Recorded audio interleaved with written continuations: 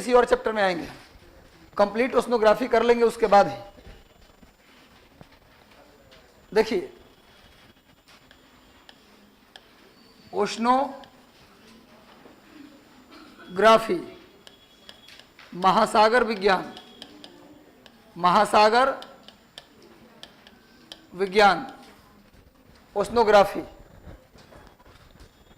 बहुत important topic है और इसमें आप अपना ध्यान सिर्फ मेरे बातों पर रखिएगा, तभी ये बेहतर समझ तो ऐसे भी आएगा, हल्का चैप्टर है, लेकिन आप ध्यान से मेरी बातों को सुनिएगा तो थोड़ा ज़्यादा गेन कर पाइएगा, यानी यहाँ से बहुत ज़्यादा लेकर जाइएगा आप।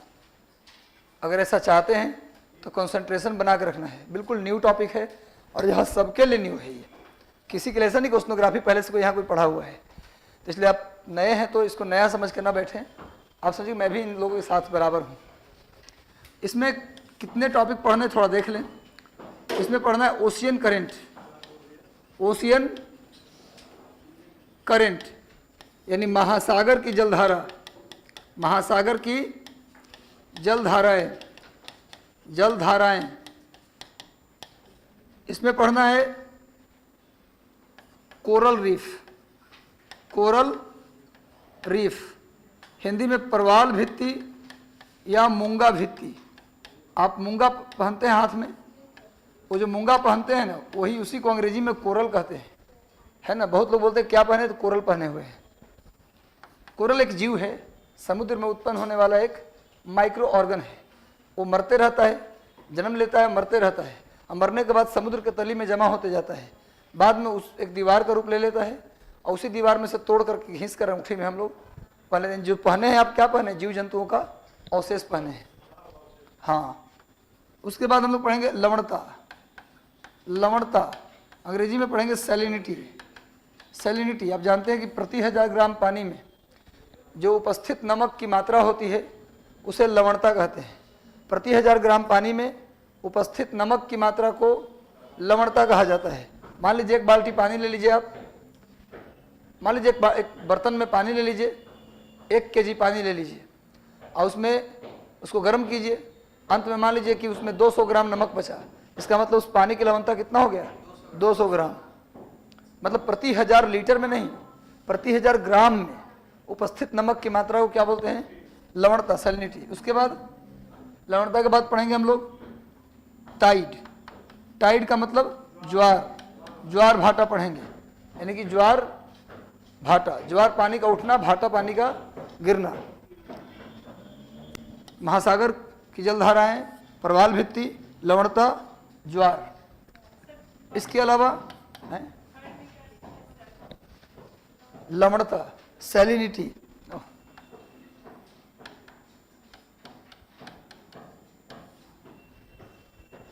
ठीक है, तो प्रमुख रूप से हम लोग एक और चैप्टर है जिसका नाम है उच्चावच। उच्चावच का मतलब रिलीफ, उच्चावच का मतलब रिलीफ। रिलीफ का मतलब क्या होता है, LEAF होता है, सॉरी इसका स्पेलिंग होता है RELEAF। LEAF होता है ना, तो फिर रिलीफ दूसरा हो जाएगा। देख लीजिए स्पेलिंग देख लीजिए। रिलीफ मतलब उच्चावच होता है। उच्चावच का मतलब जो सब ऊंचाई और निचाई। कल बताया था, याद होगा, कल डिस्कशन कर रहे थे तो याद होगा, बताया था आप लोगों को कि पहले क्या मिलता है, बीच, उसके बाद मिलता है मग्न तट, फिर मग्न ढाल। तो क्या था, रिलीफ था। क्या था, रिलीफ। तो ओशियन रिलीफ हम अलग से पढ़ेंगे। तो कितना चैप्टर हो गया, टोटल 5 चैप्टर ये हम पढ़ेंगे इस चैप्टर में। सबसे पहले पढ़ेंगे ओशियन करंट। इसको नोट जल्दी से करिए, नोट कर लिए, करिए नोट। पहला चैप्टर पढ़ेंगे, अगर नोट कर लिया तो हेडिंग डाल दीजिए महासागर की जलधाराएं, हेडिंग डाल दीजिए। अच्छा नोट करिए, कोई दिक्कत नहीं, हम टाइम देंगे पूरा। महासागर की जलधाराएं हो गई, महासागर की जलधाराएं।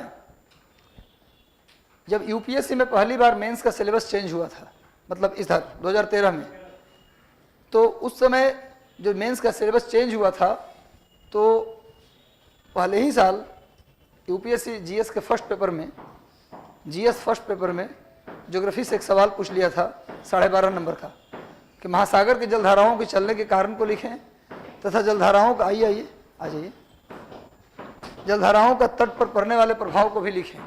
महासागर का में जलधारा के चलने के कारण को लिखें, ओशियन करंट के ओरिजिनेशन के कारण को लिखें तथा जलधारा का समुद्र के तट पर क्या प्रभाव पड़ता है इसको भी बताएं।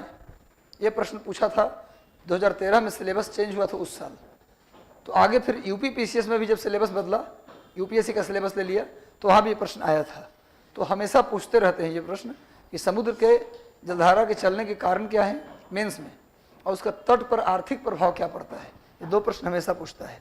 तो हेडिंग डाल दीजिए महासागर की जलधाराएं, महासागर की जलधाराएं, ओशियन करंट, ओशियन करंट, महासागर की जलधाराएं, महासागर की जल धाराएं यानी ओशियन करंट। देखो महासागर के पानी की 2 गतियां होती हैं। महासागर के पानी की कितने प्रकार का मोशन होता है? There are 2 types of motion of ocean water. महासागर के पानी की 2 प्रकार की गतियां होती हैं। There are 2 types of motion of ocean water. Clear? समझ में आ रहा है आपको? महासागर के पानी या तो नदी में, जैसे नदी की धाराएं चलती हैं ना, जिस प्रकार नदी में धाराएं चलती हैं, नदी में जो धाराएं चलती है वो जमीन का क्या होता है, परपेंडिकुलर या पैरेलल? पैरेलल। महासागर नदी में धारा चलते आपने देखा है? नहीं देखा तो गंगा जी बगल में जाके देखाइए, गंगा नदी में देखा धारा चलते हुए। जो जलधाराएं चलती हैं नदी में, समुद्र में नहीं, नदी में, वो हॉरिजॉन्टली चलती है, वर्टिकली नहीं चलती। वर्टिकल का मतलब होता है परपेंडिकुलर, यानी वो जलधारा देखते हैं गंगा नदी के पानी ऊपर नीचे चलती है क्या, वो ऐसे चलती हैं। तो जमीन के साथ पैरेलल जो धारा चलती है उसे बोलते हैं हॉरिजॉन्टल मोशन, और जो जमीन के परपेंडिकुलर चले उसको बोलते हैं वर्टिकल मोशन। नदी के पानी की बस एक ही गति होती है, हॉरिजॉन्टल मोशन। कभी नदी के पानी को ऊपर उठते भी देखा है क्या? नहीं देखा है। लेकिन महासागर के पानी को आप ऊपर उठते भी देखे होंगे, जिसको ज्वार भाटा कहते हैं, या सुनामी भी जब आता है तो पानी ऊपर उठता है। पता है आपको? ये सब पता है ना आपको? तो महासागर के पानी की 2 गतियां हैं। एक तो नदी जैसा भी महासागर चलती है। महासागर के पानी एक तो अगर शांत है, महासागर शांत है, तो नदी की तरफ भी मूवमेंट होती है उसकी, या फिर वो परपेंडिकुलरली यानी वर्टिकली ऊपर भी उठती है। यानी महासागर के पानी की कितनी गतियां? 2 गतियां। कौन कौन? वर्टिकल मोशन और हॉरिजॉन्टल मोशन, क्षैतिज गति और लंबवत गति। क्षैतिज गति हॉरिजॉन्टल मोशन, क्षैतिज गति, और वर्टिकल मोशन लंबवत गति। तो महासागर के पानी की 2 गतियां। जब महासागर नदी की तरह हॉरिजॉन्टली चले तो उसी को ओशियन करंट कहते हैं। यानी लिखना नहीं है, horizontal motion of ocean water is known as ocean current. यानी कि महासागर के पानी की जो क्षैतिज गति है उसी को जलधारा कहा जाता है। क्या कहते हैं? जलधारा। अभी कुछ नहीं लिखना, अभी केवल समझना है। दूसरा पॉइंट, महासागर के पानी के क्षैतिज गति को जलधारा कहते हैं। लेकिन अगर महासागर का पानी ऊपर की ओर उठ जाए, अगर पानी महासागर का वर्टिकली ऊपर की ओर उठ जाए तो उसको हम 2 भाग में बांटते हैं, या तो उसे ज्वार कहते हैं या तो उसे हम सुनामी कहते हैं। महासागर के पानी जब किसी भी कारण से ऊपर की ओर उठ जाए, लंबवत उठ जाए ऊपर, तो उसे हम क्या बोलते हैं? या तो ज्वार कहते हैं या तो सुनामी कहते हैं। लेकिन दोनों में अंतर है, दोनों में समानता क्या है? ज्वार और टाइड और सुनामी में इक्वालिटी क्या है? पूछा जाए टाइड और सुनामी के बीच समानता बताइए, तो क्या बोलेंगे? दोनों में पानी वर्टिकली ऊपर उठता है, यही दोनों के बीच समानता है। लेकिन दोनों के बीच अंतर क्या है? अंतर है कि जो ज्वार आता है, टाइड आता है, वो सूर्य और चंद्रमा और बृहस्पति और शुक्र, सन, मून, जुपिटर और वीनस के जो आकर्षण बल है, ग्रेविटेशनल फोर्स है, जब वो नज़दीक होते हैं, सन, मून, जुपिटर, वीनस, यानी कि सन, मून यानी सूर्य, चंद्रमा और बृहस्पति और शुक्र ग्रह जब धरती के पास होते हैं तो अपने ग्रेविटेशनल फोर्स से पानी पर फोर्स लगाते हैं। फोर्स हम पर भी लगाते हैं पर वो खींच नहीं पाते, पर पानी चूंकि उसका इंटरमोलिकुलर फोर्स कमजोर है तो पानी खींचता हुआ नजर आ जाता है। तो क्या करते हैं भाई, जमीन के नजदीक होते हैं तो पानी के ऊपर फोर्स लगाते हैं, तो पानी क्या होता है? ऊपर की ओर खींचता नजर आ जाता है। जब पानी ऊपर की ओर सूर्य, चंद्रमा, बृहस्पति, शुक्र के आकर्षण से, सन, मून, जुपिटर, वीनस के अट्रैक्शन से ऊपर की ओर जाए तो उसी को बोलते हैं ज्वार। उसी को क्या बोलते हैं? टाइड। सिंपली टाइड का चैप्टर जब हम पढ़ाएंगे तो आपको बताएंगे। अभी हम ओशियन करंट पढ़ाने जा रहे हैं, टाइड पढ़ाने नहीं जा रहे। तत्काल इतना समझिए कि टाइड कब होगा? जब सन, मून, जुपिटर, वीनस धरती के पास होंगे तो धरती के पानी को अपनी ओर वो खींच लेते हैं, उसी को बोलते हैं हम लोग टाइड। लेकिन सुनामी क्या होता है? जब जमीन में भूकंप आ जाए, समुद्र के जमीन में भूकंप आ जाए। जैसे एक बाल्टी आप पानी ले लीजिए, एक बाल्टी, छोड़िए समुद्र की बात, एक बाल्टी ऊपर तक पानी ले लीजिए और उसको धीरे से मत हिलाइए, झटका दीजिए तो पानी ऊपर की ओर छलकेगा। आपने देखा है ऐसा? बाल्टी को ऐसे हिलाइएगा थोड़ा धीरे धीरे तो ऐसे गिर जाएगा, लेकिन ऐसे झटका दीजिएगा तो पानी उछल जाएगा। ऐसा महसूस करते हैं। उसी धरती में जब एकाएक भूकंप आता है तो धीरे से नहीं आता, एकाएक ही आता है। तो पानी क्या होता है? समुद्र का ऊपर उछलता है। और समुद्र के किनारे का पानी जब ऊपर उछलता है तो पानी ऊपर उछलेगा ऐसे, पानी ऊपर उछलेगा ऐसे, तो जहां से उछलेगा वहां थोड़ा गैप बन जाएगा। क्या बन जाएगा? गैप। तो पीछे एक विशाल समुद्र है, विशाल पानी है, उस गैप को भरने के लिए सीधा आएगा। जब गैप भरने के लिए सीधा आएगा तो इस आगे वाले पानी को धक्का देगा, जिससे उसमें क्या आ जाएगा? मूवमेंट। अब मूवमेंट आएगा तो आगे की ओर बढ़ने लगेगा, शहर की ओर, और तबाही ला देगा। समझ में आ रहा है बात? तो जब धरती में भूकंप आ जाए तो उसे सुनामी कहते हैं। सुनामी सबको समझ में आ गया? जब धरती में भूकंप आ जाए, सुनामी से क्या नुकसान होता है? कभी ठंडी के दिनों में आप नहाने बैठे हैं और कोई आदमी, अब 3-4 बार कोशिश कर चुके हैं कि पानी गिराए, गिर नहीं रहा है पानी, 3-4 बार पूरा भगवान के सारे नाम ले लेते हैं हम जब हम स्नान करने जाते हैं, तब जाके पानी, अब कोई इसमें आए और धक्का दे के आपको पानी ऐसे कर दे तो कितना तकलीफ होता है। उतना बाल्टी के पानी से जब उतना तकलीफ हो रहा है तो समुद्र का पानी चल दे शहर की ओर। तभी ने कहा जाता है कि समुद्र के किनारे के जगहों पर क्या लगा दीजिए? 5 किलोमीटर की मोटाई में, 5 किलोमीटर की मोटाई में क्या लगा दीजिए? मैंग्रोव। मैंग्रोव पेड़। किनारे किनारे होटल्स मत बनाइए, रिसोर्ट मत बनाइए, बल्कि आप क्या कीजिए? मैंग्रोव का पेड़ लगा दीजिए। उससे क्या, सुनामी अगर आएगा तो 5 किलोमीटर क्रॉस करते करते उसकी गति खत्म हो जाएगी, हमारा कोई नुकसान नहीं होगा। लेकिन ऐसा हम करते नहीं हैं। हम लोग कहते ना कि जितना कहते प्राकृतिक आपदाएं जितनी खतरनाक नहीं होती, उससे ज़्यादा खतरनाक मानव निर्मित अधिवास, मानव द्वारा बनाया गया घर उससे ज़्यादा खतरनाक होता है। हम लोग को कहा जाता है घर बनाते समय कि भूकंप जोन 5 में आता है, 4 में आता है, आप इतना गारा मिलाइए, इतना सीमेंट मिलाइए। हम लोग उससे कम मिला के अपना घर भी बनाते हैं। जब छापा पड़ता है पुलिस का कि बताइए कितना सीमेंट मिला के अपना घर बना रहे हैं, पता है किस जोन में आता है ये? तब जाके आप उसमें सीमेंट बढ़ाते हैं। अपने घर को कम, ठीक है सरकारी टेंडर मिला है तो कम मिला दो, समझ में आता है। अपने घर में काहे कम मिला रहे हो? जितना पैमाना डिजास्टर मैनेजमेंट वाले बताए उतना तो मिलाओ, पर अपने घर में भी नहीं मिलाते उतना। वहाँ भी बचत करने के चक्कर में रहते हैं, क्योंकि टाइल्स तो लगवाना था घर में, इसी पैसे को बचाकर टाइल्स लगेगा ना, अगर नाइट लगेगा, है ना। बाकी सुनामी में मर जाए उससे कोई मतलब नहीं है। तो मेरा कहना यह है कि भाई सुनामी और टाइड के बीच अंतर समझ गए? दोनों में समानता क्या है? क्योंकि दोनों क्या है? Vertical motion of ocean water. और एक और अंतर है, अंतर यह है कि सुनामी जो है, ज्वार जो है, टाइड जो है, वो मानव मित्र होता है। क्या होता है? मानव मित्र। आप ज्वार लेते हैं, समुद्र किनारे जाते हैं तो ज्वार को एंजॉय करते हैं, लेकिन सुनामी को आप एंजॉय करते हैं क्या? सुनामी को एंजॉय करेंगे तो पता चला कि लास्ट जीवन का अंत। वैसे दुनिया में किसी भी चीज़ का एंजॉय संभव है, पर कुछ चीज़ों का एंजॉय अंतिम बार होता है, तो सुनामी वैसी में शामिल है। तो सुनामी मानव का दुश्मन होता है, लेकिन ज्वार मानव का मित्र होता है। क्लियर है? वो भी कहीं कहीं मित्र नहीं होता। जैसे आप चले जाइए फंडी की खाड़ी में, दुनिया का सबसे ऊंचा ज्वार कहाँ आता है? फंडी की खाड़ी। ग्रीनलैंड के पास, न्यूफाउंडलैंड के ऊपर थोड़ा सा चले जाइए, कनाडा के पास, तो वहाँ खाड़ी है फंडी की खाड़ी, अटलांटिक महासागर में। वहाँ दुनिया का सबसे ऊंचा टाइड आता है, सबसे ऊंचा ज्वार आता है। वहाँ पर 18 मीटर ऊंचा टाइड है। तो उतना ऊंचा अगर ज्वार में जाइएगा तो हो सकता है पानी के बीच में भी चले जाएं आप, है ना। तो इसलिए आप कहा लीजिए, गुजरात में ओखा के पास खंभात की खाड़ी और कच्छ की खाड़ी में सबसे नीचे ज्वार कहाँ? तो दुनिया का सबसे निचला ज्वार कच्छ की खाड़ी में आता है। तो कच्छ की खाड़ी में आप लीजिए, अगर नया है, नौसिखुआ व्यक्ति है तो जाइए वहाँ पर ज्वार लीजिए। तो समझ में आ गया बात इतना। लेकिन टाइड और सुनामी हम लोग आगे पढ़ेंगे, लेकिन अभी पढ़ना है ओशियन करंट। हमने क्या पढ़ा? Horizontal motion of ocean water is known as ocean current. महासागर के पानी की जो क्षैतिज गति है उसे महासागर की जलधारा कहते हैं। महासागर के पानी की क्षैतिज गति को महासागर की जलधारा कहा जाता है। सबको क्लियर हो गया?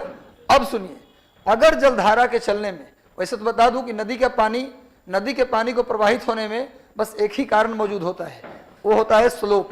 जिधर स्लोप होता है नदियां उसी तरफ प्रवाहित होती हैं। नदी के प्रवाहित होने की कोई दिशा नहीं है, अगर आपसे पूछे इंडिया में नदी किधर प्रवाहित होती है, तो कुछ लोग बोल देते हैं उत्तर से दक्षिण, क्योंकि जिधर स्लोप होगा नदियां उधर ही प्रवाहित होती हैं। नदियां कभी भी उत्तर दक्षिण या पूर्व पश्चिम में प्रवाहित नहीं होती। भारत में आपको हम बता देंगे चारों दिशा में बहने वाली नदियां, उत्तर से दक्षिण बहने वाली में गंगा, ब्रह्मपुत्र, सिंधु, ये सब उत्तर से दक्षिण है। दक्षिण से उत्तर में सोन के बाद रिहंद है, उसके बाद फिर केन, बेतवा, चंबल, ये सब दक्षिण से उत्तर आ रही है। पश्चिम से पूर्व अगर बात करते हैं आप तो गोदावरी, कृष्णा, कावेरी है ना, और अगर पूर्व से पश्चिम बोले तो नर्मदा और ताप्ती। यानी कि नदियां किसी दिशा को फॉलो नहीं करती, जिधर उनका स्लोप मिलेगा नदी उसी दिशा में प्रवाहित होगी। यानी नदी के प्रवाहित होने का एकमात्र कारण है क्या? स्लोप। जिधर नदी का स्लोप मिलता है नदियां उधर ही प्रवाहित होती है। लेकिन महासागर के पानी में नदी के कई गुना ज्यादा पानी है, उतनी विशाल राशि, उतना ह्यूज मास में वाटर है, उसको प्रवाहित करना है तो कोई एक कारण जिम्मेवार नहीं होगा। समुद्र में जलधारा के चलने के कई कारण होंगे, एक कारण जिम्मेवार नहीं होगा।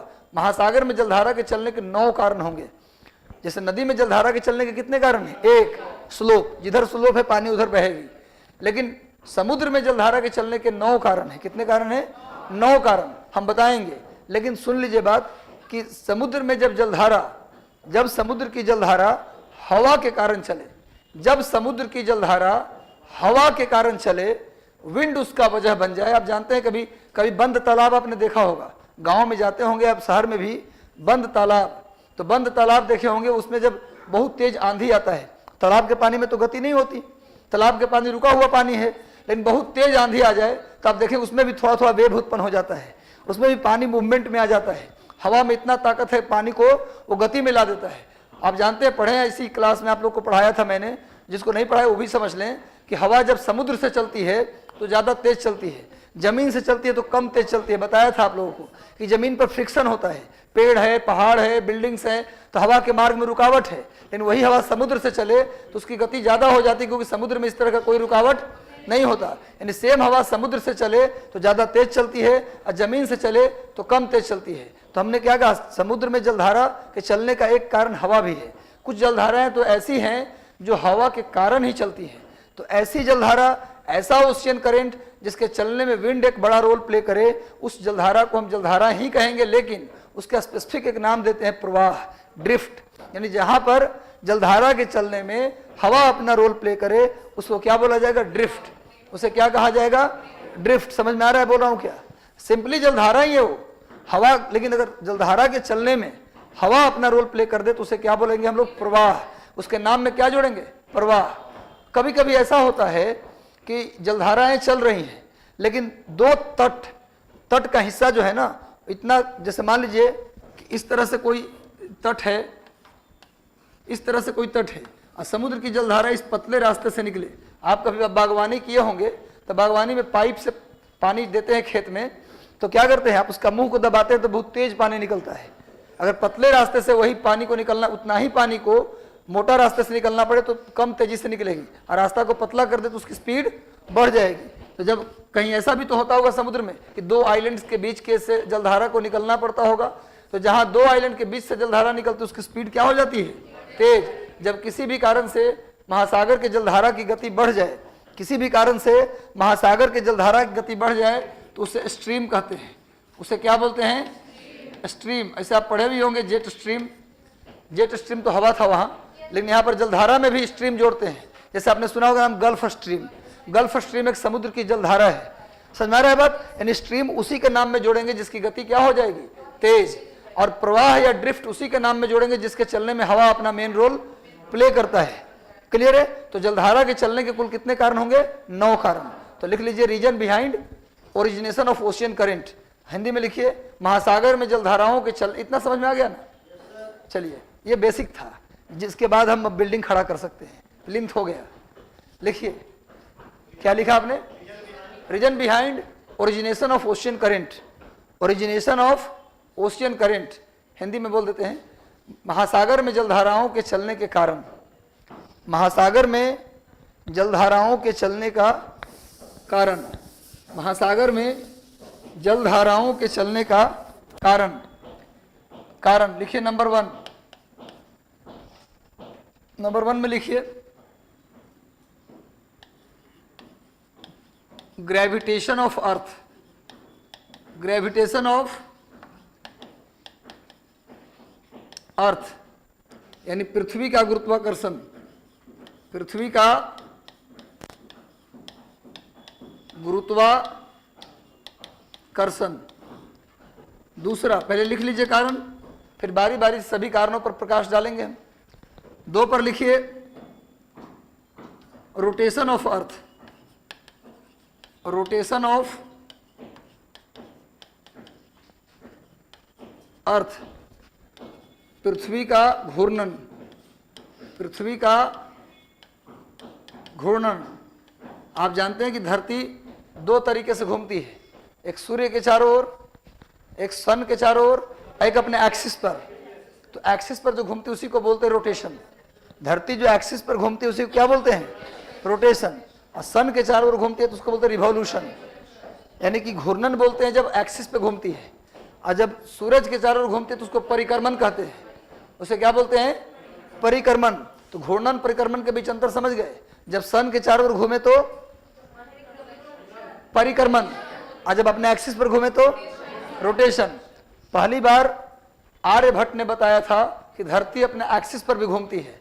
ये बताने वाला विद्वान एक बिहारी ही था। यहाँ का पटना के बगल में एक जगह है मसौढ़ी, तरेगना। तरेगना के रहने वाले एक विद्वान थे आर्यभट्ट, गुप्त काल में थे। गुप्त काल पढ़े होंगे आप लोग, उस समय एक बहुत बड़े विद्वान थे आर्यभट्ट। उन्होंने ही बताया था पहली बार कि धरती अपने एक्सिस पर घूमती है। कितनी बड़ी बात बता दिया, धरती अपने एक्सिस पर घूमती है। और धरती के परिधि का, सर्कमफेरेंस का एकदम शुद्धतम, एकदम प्यूरेस्ट वैल्यू जिसने निकाला था वो कौन थे? आर्यभट्ट। सोचिए आज से करीब 1700 साल पहले, जब कोई इक्विपमेंट नहीं था, किसी प्रकार का मेजरमेंट नहीं था, उन्होंने धरती का परिधि जो निकाल दिया, आज भी अबाउट उसी के आसपास है। पाई का सबसे मैक्सिमम डेसिमल तक, पाई का वैल्यू भी किसने फाइंड किया? आर्यभट्ट। जीरो को इंट्रोड्यूस किसने किया? खोजा ने इंट्रोड्यूस किया, आर्यभट्ट। आर्यभट्ट ने 2 किताबें लिखी, आर्यभट्टियम और सूर्य सिद्धांत। ठीक है, तो घूर्णन, धरती अपने एक्सिस पर घूमती है बताने वाला पहला विद्वान आर्यभट्ट। तो पृथ्वी का घूर्णन भी जलधारा के चलने में इंपॉर्टेंट रोल प्ले करती है। मैं बताऊंगा, बताया भी था जब एल नीनो पढ़ा रहा था तो थोड़ी सी चर्चा की थी कि धरती घूमती है पश्चिम से पूरब, इसलिए हर एक महासागर में जलधारा की शुरुआत पूरब से पश्चिम ही होती है। ये बात चर्चा किया था मैंने जब एल नीनो पढ़ा रहा था आप लोगों को, लेकिन फिर आज दोबारा चर्चा कर लेंगे, चिंता करने की जरूरत नए बच्चों को भी नहीं है। तीसरा नंबर 3 पे लिखिए विंड। अभी बताया हूं कि हवा के कारण भी जलधाराएं चलती है। चौथे नंबर पे लिखिए टेम्परेचर, यानी तापमान। तापमान, ये सब जलधारा चलने का कारण बता रहा हूं। इस सब कारण पर प्रकाश डालेंगे हम इसको लिखने के बाद। इस पर लाइट डालेंगे, अभी दिखाई नहीं दे रहा होगा, लाइट डालेंगे तो क्या होगा? दिखाई दे देगा इसका कैसे यूज है। टेम्परेचर, उसके बाद आएगा रेन, वर्षा। वर्षा भी जलधारा के चलने में अपना रोल प्ले करता है। उसके बाद एयर प्रेशर, एयर प्रेशर, वायु दाब। वायु दाब भी जलधारा के चलने में अपना रोल प्ले करता है। 7वां सैलिनिटी, यानी लवणता। लवणता भी जलधारा के चलने में अपना रोल प्ले करता है। 9th नंबर है, 8 नंबर ना। उसके बाद melting of glacier, melting of glacier यानी हिमनद का पिघलना। हिमनद का पिघलना, ये भी क्या करता है? महासागर में जलधारा के चलने में अपना रोल प्ले करता है। तो ये सभी महासागर में जलधारा के चलने के पीछे अपना रोल प्ले करते हैं। सभी लोग का कम या ज़्यादा सबका रोल है। एक और लिख लीजिए, shape of coast. Shape of coast, तट का आकार। तट का आकार, एक्चुअली भूगोल थोड़ा बड़ा हो जाता है, इसका जो दायरा है ना ज्योग्राफी का बहुत बड़ा, और कोई भी ऐसा चैप्टर नहीं है जो इम्पोर्टेंट ना हो। हर चैप्टर से प्रश्न आते हैं, आप गेस नहीं कर सकते जैसे कि इस चैप्टर से प्रश्न ज़्यादा आएंगे, हाँ, कुछ चीज़ें गेस हो सकती है, जैसे बीपीएससी प्री में घास के मैदान हर साल एक पूछ लेता है कि प्रेयरी कहाँ, पंपास कहाँ। हर साल एक क्वेश्चन आ जाता है डेजर्ट से, कौन सा मरुस्थल कहाँ। आप देख लीजिए पूरा पेपर उठा के 39वीं से आज तक का, खास 48वीं से इधर देख लीजिए, तो हर साल एक डेजर्ट पूछा है कि ये डेजर्ट कहाँ है। तो 2 प्रश्न फिक्स है। इसके अलावा एक लोकल विंड का नाम याद कर लीजिए कि कौन सा लोकल विंड कहाँ चलती है। इसके अलावा हिमालय के जो पासेज हैं उसको याद कर लीजिए। तो मोटा मोटी अगर कुछ इंपॉर्टेंट गेस किया जाए तो 5-6 सवाल लड़ाया जा सकता है, लेकिन बाकी जो 5-6 सवाल है वो लड़ाना मुश्किल है, उसके लिए पढ़ना पड़ेगा। हाँ, वो नोट्स में सब है, उसमें उतना है जिससे लड़ने वाला सब सवाल लड़ जाएगा, है ना। हो गया, ये क्लियर समझ में आ गया आप लोगों को। तो कितने कारण है भैया? 9 कारण। याद भी हो गया होगा। धरती का गुरुत्वाकर्षण, धरती का rotation, wind, temperature, rain, air pressure, उसके बाद salinity, melting of glacier and shape of coast, ये सभी जलधारा के चलने में अपना रोल प्ले करते हैं। कैसे करते हैं इस पर बात किया जाए। गुरुत्वाकर्षण कैसे करता है? देखिए भाई, गुरुत्वाकर्षण अकेले नहीं करता, रोटेशन के साथ मिलकर करता है। गुरुत्वाकर्षण जलधारा को अकेले प्रभावित नहीं करता, ये रोटेशन के साथ मिलकर करता है। आप जानते हैं कि धरती पर हवा है और पानी है। इसका एक कारण ये भी है कि धरती में गुरुत्वाकर्षण है।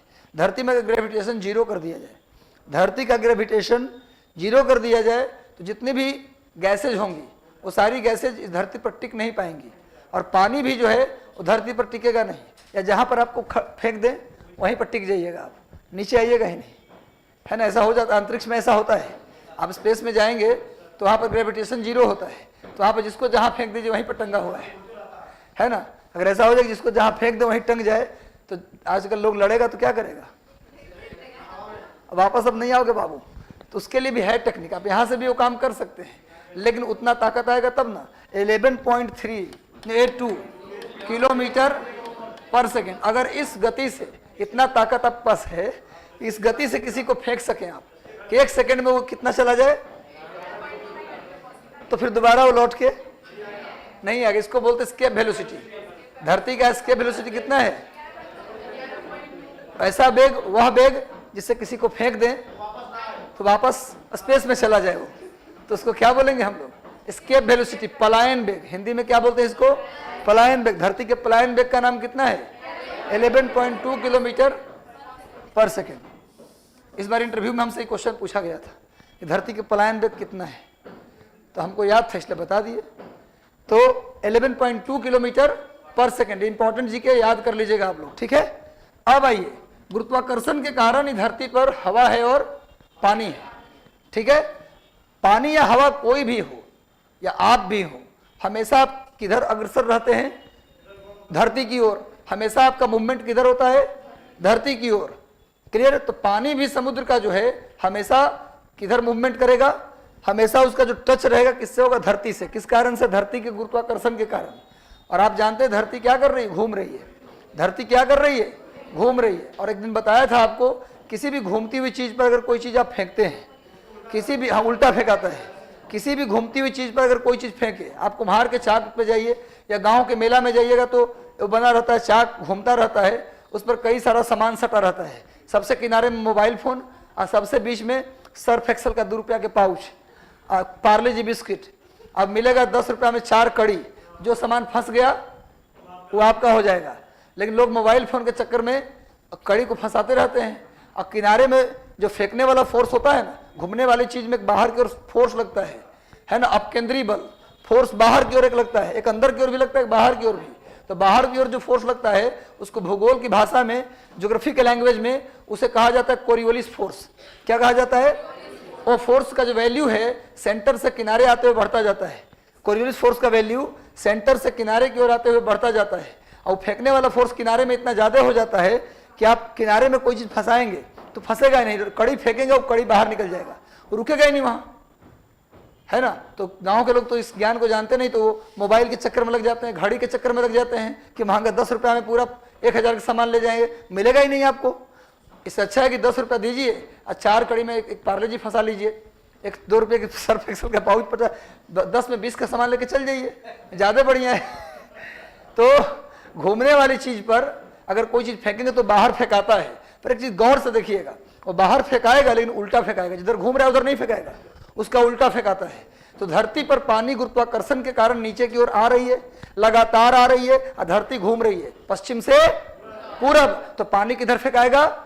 पूरब से पश्चिम। पानी किधर फेंकाएगा? पूरब से पश्चिम। एकदम क्लियर हो गया सबका? पानी, हाँ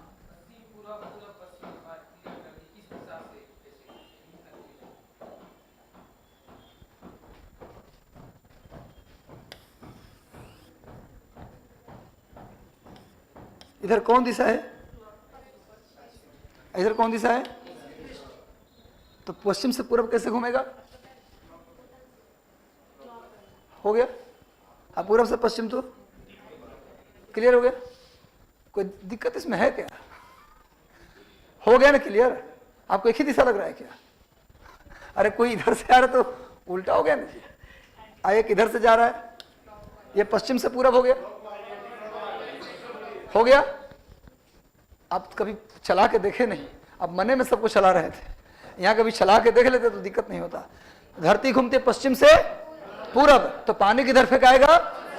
इसका मतलब हर एक महासागर में जलधारा की जो शुरुआत होगी वो पूरब से पश्चिम ही होगी। हर एक महासागर में जलधारा की जो शुरुआत होगी वो पूरब से पश्चिम होगी। क्यों? क्योंकि धरती घूमती है पश्चिम से पूरब। तो इस लाइन को आप लिख लें, लिख लें, लिखिए। Ocean current starts from east to west. Ocean current starts from east to west due to earth rotates from west to east. Earth rotate, ocean current starts from east to west. Ocean current starts from east to west due to earth rotates from west to west. Hindi में लिखिए, महासागर में जलधारा की शुरुआत हमेशा पूरब से पश्चिम होती है। शुरुआत होती है महासागर में जलधारा की शुरुआत हमेशा पूरब से पश्चिम होती है। समझ में आ रहा है ना? बिल्कुल सब कुछ क्लियर है ना? महासागर में जलधारा की शुरुआत पूरब से पश्चिम होती है, क्योंकि धरती पश्चिम से पूरब घूमती है। भी एक जीके हो गया कि धरती किधर घूमती है? पश्चिम से। धरती का रोटेशन का जो डायरेक्शन है वो क्या है? पश्चिम से पूरब, क्योंकि धरती घूमती है पश्चिम से पूरब। हर एक महासागर में जलधारा की शुरुआत पूरब से पश्चिम होती है, क्योंकि धरती घूमती है पश्चिम से पूरब। यानी इन दोनों फैक्टर के बाद समझ में आ गया?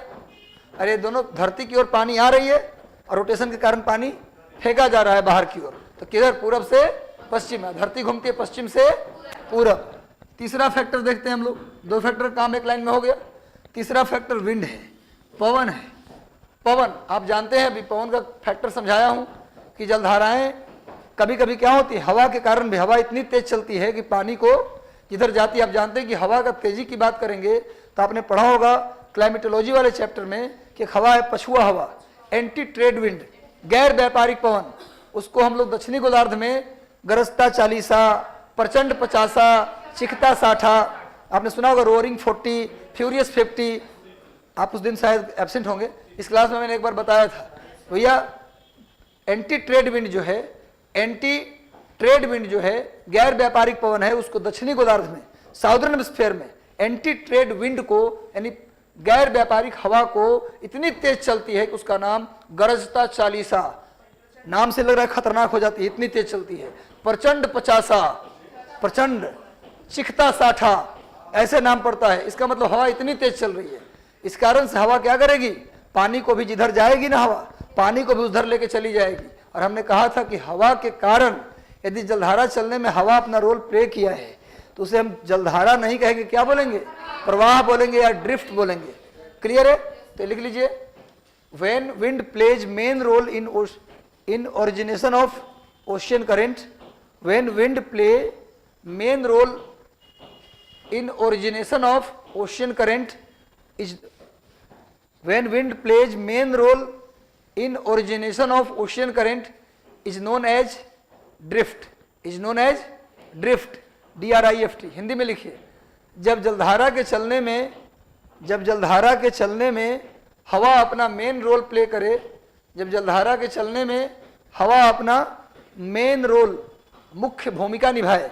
हिंदी में क्या लिखेगा? जलधारा के चलने में हवा अपनी मुख्य भूमिका निभाए तो उसे तो उसे प्रवाह कहा जाता है। तो उसे क्या बोलते हैं? प्रवाह कहा जाता है, उसे ड्रिफ्ट कहा जाता है। कहीं कोई दिक्कत तो नहीं है? उसे क्या बोला जाता है? प्रवाह कहा जाता है। इसको आप लोगों ने नोट कर लिया था, प्रवाह कहा जाता है। क्लियर है? अगला टर्म क्या था भाई? टेम्परेचर। अगला टर्म क्या है? टेम्परेचर। अब बोलेंगे सर टेम्परेचर जलधारा के चलने में कैसे रोल प्ले करेगा?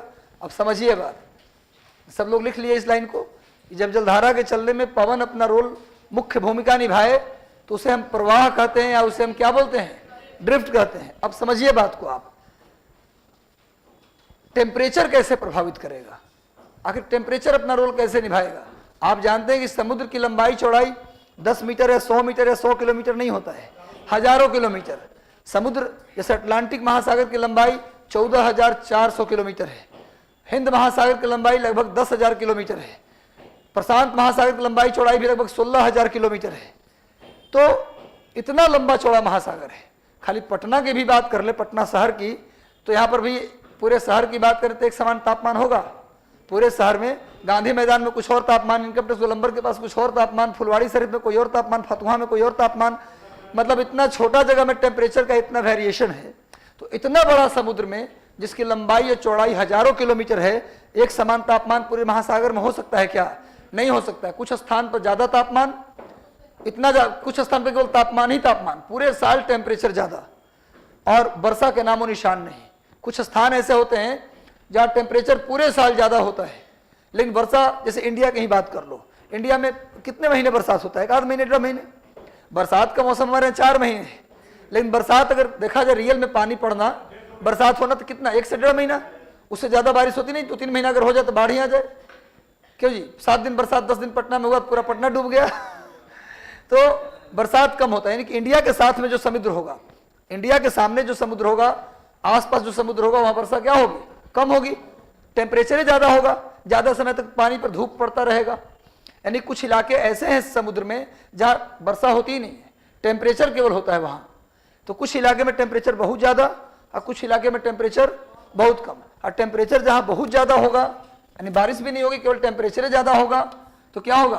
वहां पर टेम्परेचर ज्यादा होगा तो पानी, जहां पर टेम्परेचर ज्यादा होगा पानी का इवोपरेशन वहां ज्यादा होगा। जहां टेम्परेचर ज्यादा और पानी, वहां इवोपरेशन यानी पानी का जो वाष्पीकरण है उसका दर ज्यादा होगा। वाष्पीकरण का मतलब पानी का भाप में बदलना, पानी का वाटर वेपर में बदलना, इसी को वाष्पीकरण या इवोपरेशन के नाम से हम लोग जानते हैं। तो वाष्पीकरण ज्यादा होगा, जहां टेम्परेचर जहां वाष्पीकरण ज्यादा, इसका मतलब वहां पानी भाप बन के क्या हो जाएगा? पानी जो है वाटर वेपर के रूप में, वाटर वेपर के रूप में क्या हो जाएगा? उड़ जाएगा।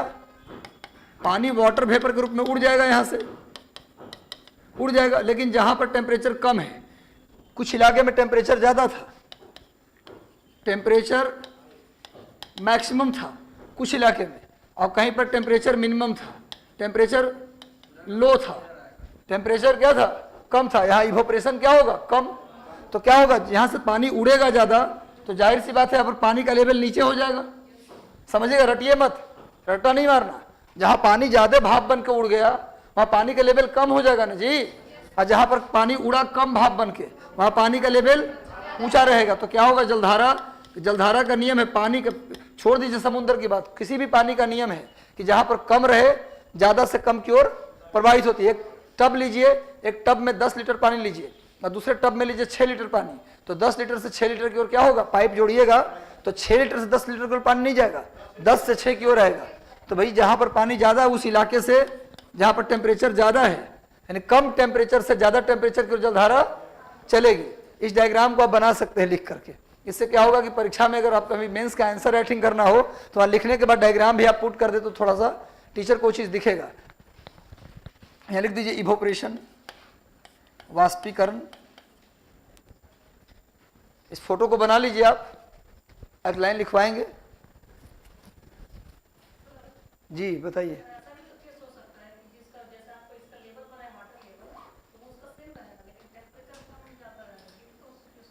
काहे? टेम्परेचर ज्यादा हुआ तो भाप बन के पानी उड़ेगा ही, उड़ेगा तो लेवल नीचे हो जाएगा।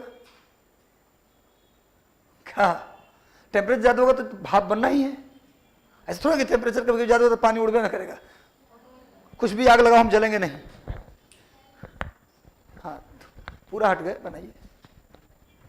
आप आगे तो बैठते थे, आज सीट चेंज कर लिए।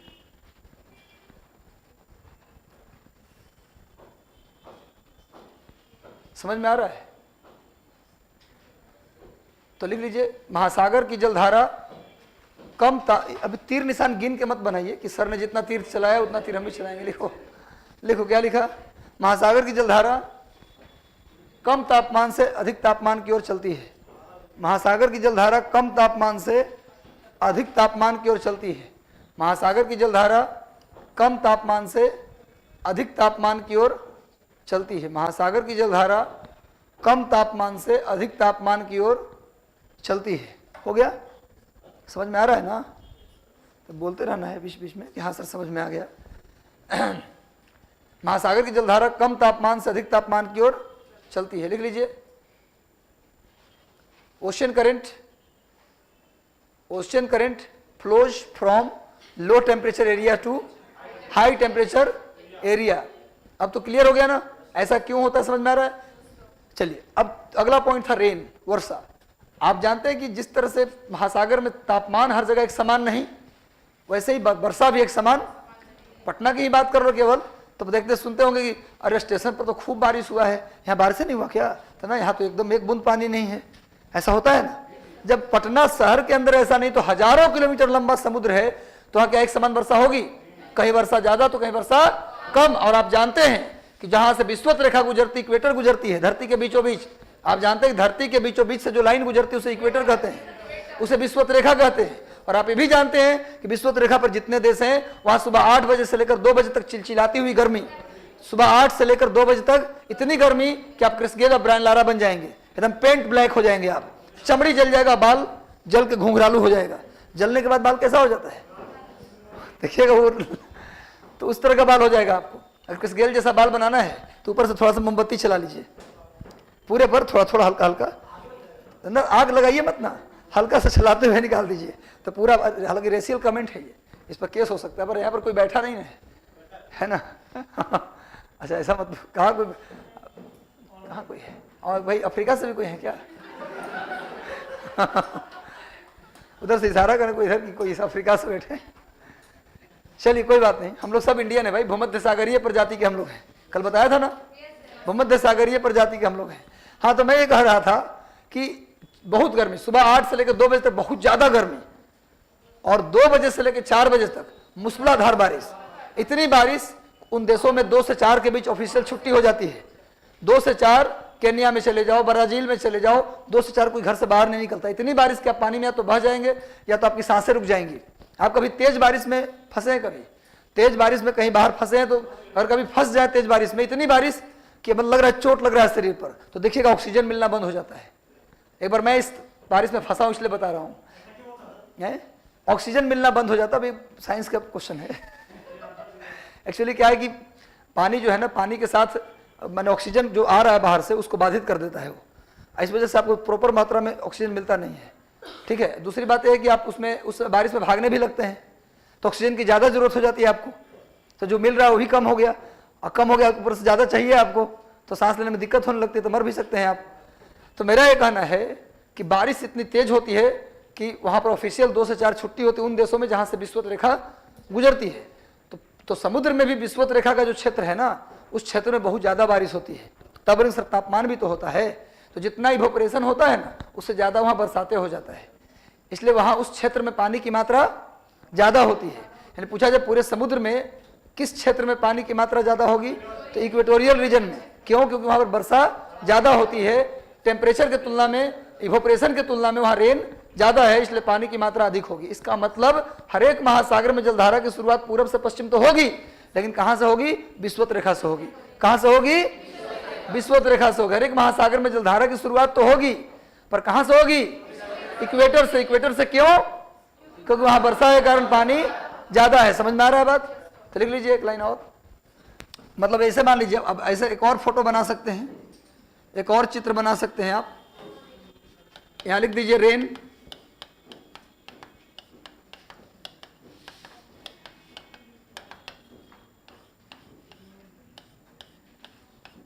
वर्षा हो रही है और इधर वर्षा नहीं हो रही है, तो क्या होगा, पानी यहाँ ज़्यादा हो जाएगा, यहाँ पानी क्या हो जाएगा ज़्यादा, तो यहाँ से जलधारा चलेगी कम पानी की ओर, जहाँ कम वर्षा हो रही है।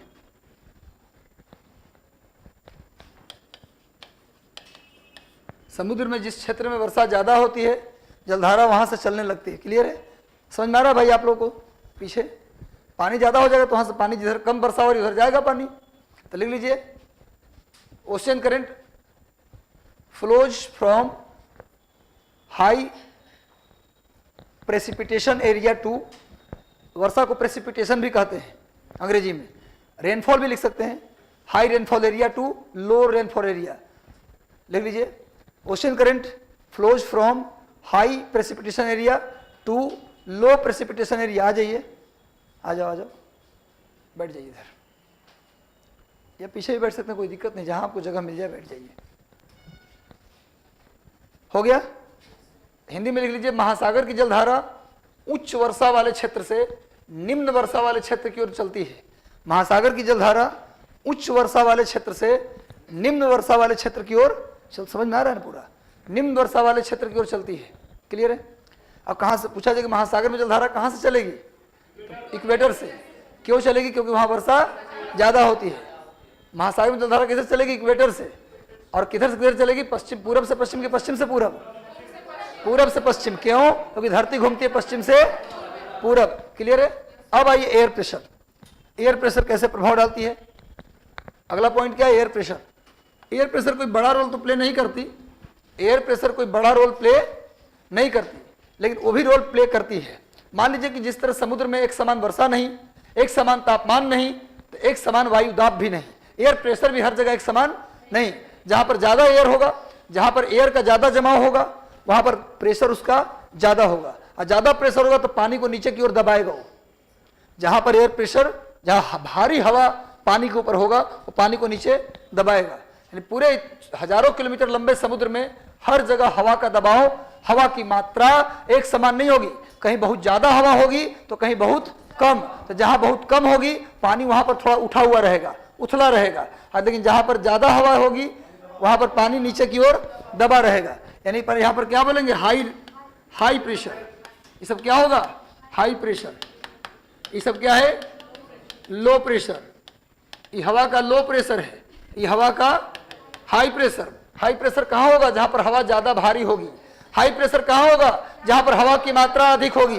और लो प्रेशर कहाँ होगा? जहां हवा कम मात्रा में होगी, तो पानी दबेगा। तो क्या होगा भैया? जहां पानी उथला है, जहां पानी छिछला है, वहां से जहां पानी दबा हुआ है उस ओर जलधारा चलेगी। क्लियर है? यानी कि एयर प्रेशर कोई बड़ा रोल प्ले नहीं करता, पर यह भी अपना एक रोल प्ले करता है। इस फोटो को आप बना लीजिए। यहाँ पर हाई प्रेशर, एचपी का मतलब लिख दीजिए हाई प्रेशर, एलपी का मतलब लिख दीजिए लो प्रेशर ऑफ एयर।